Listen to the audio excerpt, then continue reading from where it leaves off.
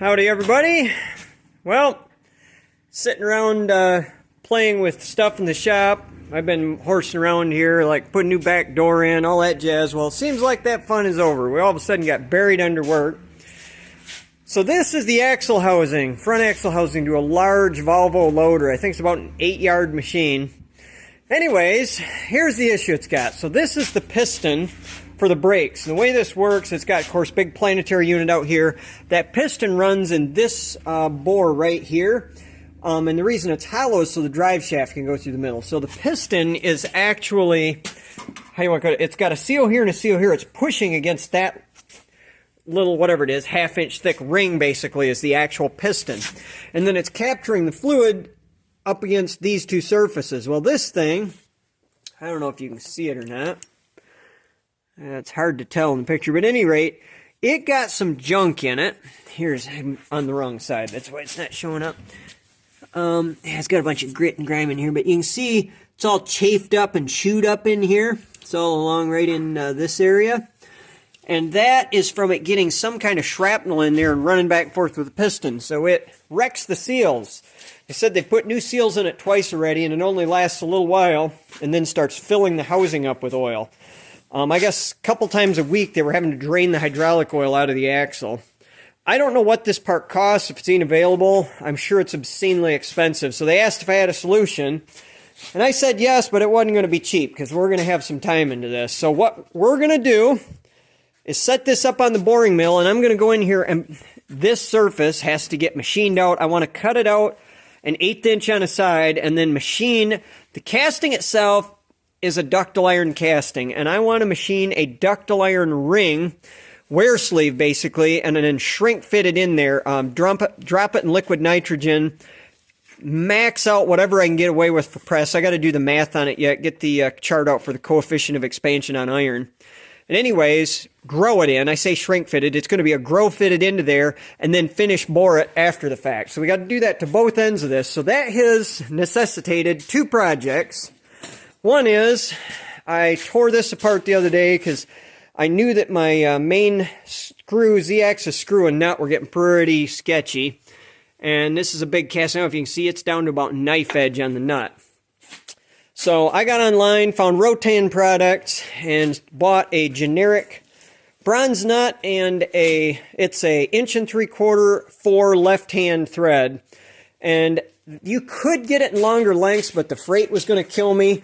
This chunk was a standard length, and it's long enough to get up into about here. My plan is to cut the old screw and pin and weld this together. It'll be tricky, but I've done worse before where I'll machine either this or that with, you know, like a 3/8 pilot nose on it, drill and ream the other one, fully chamfer it, and then put them together and then carefully full weld it. Now, I acknowledge it is possible that it may end up not dead straight, but that's fixable with strategic heating with a torch around it. You can get them, I have got stuff like this to within a couple thousandths of an inch of dead true, playing with it on the press and heating here and there. So, and then this end just needs to have it turned. It goes in a bushing down here. And so anyway, that's got to get done. But what we're up to right now, we'll take you outside and show you. All right, so if you guys saw the short that I uploaded the other day, you probably saw this critter getting played with for the first time.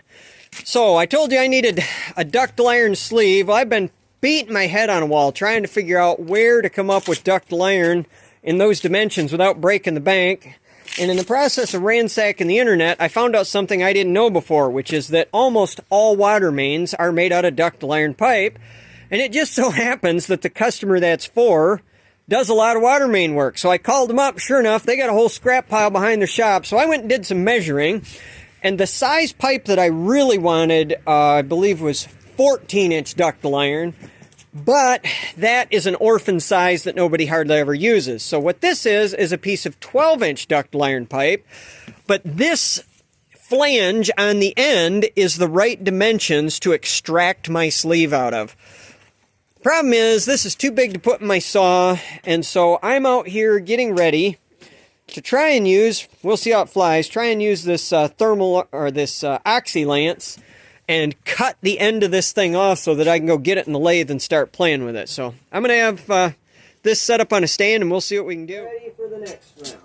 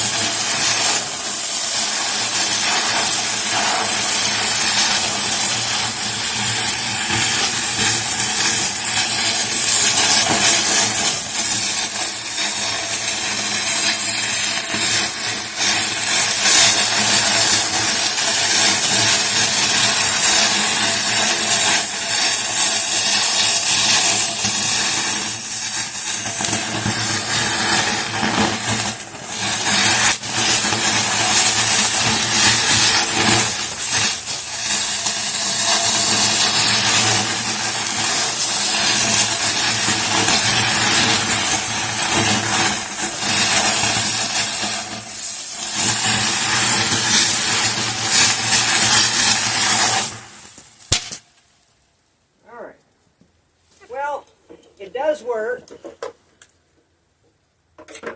But I don't think we're going to keep doing that because that was an $8 rod I just burned up. And we made it 5 inches. So yeah, you can see that's what about $8 worth of thermal lance got me. I think I can find cheaper ways to get this job done, is what I'm concluding. I think, yeah, we're going to switch gears here. It does work, and I mean, it's impressive because this is cement-lined pipe, and I'm blowing through the cement, the cement lining ends here, and I'm back into it. I don't know if you can see it up there, but I'm blowing through the whole shebang, but I don't need to be. I should have just been this way a little bit further, but at any rate, I think what we're going to do is we're going to switch gears and probably go to cutting this with an abrasive cutoff wheel, but anyhow, it works. I'll bring you guys back the next time we got something. I'll probably over the next week or two be showing multiple aspects of this project because it's such a big job. So we'll catch you guys next time. Slower than using the lance. Like I would say, I mean, no iron cuts worth a darn with a torch. So it's slow. The main advantage is it's cheaper. I mean, it's not cheap. We're probably going to have $25 in getting this cut off in your gas, but it'd have been a lot more than that using the lance just because of the cost of consumables. So we're going to keep at it this way, but it's definitely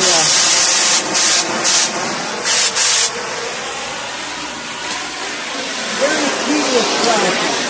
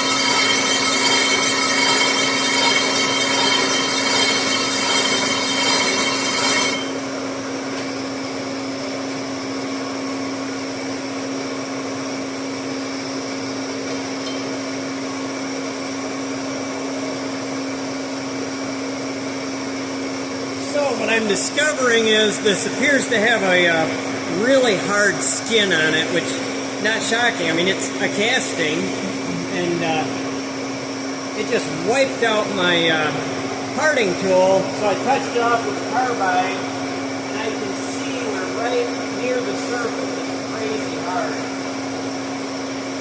What I'm hoping is to dive through and then go back at it with parting tool.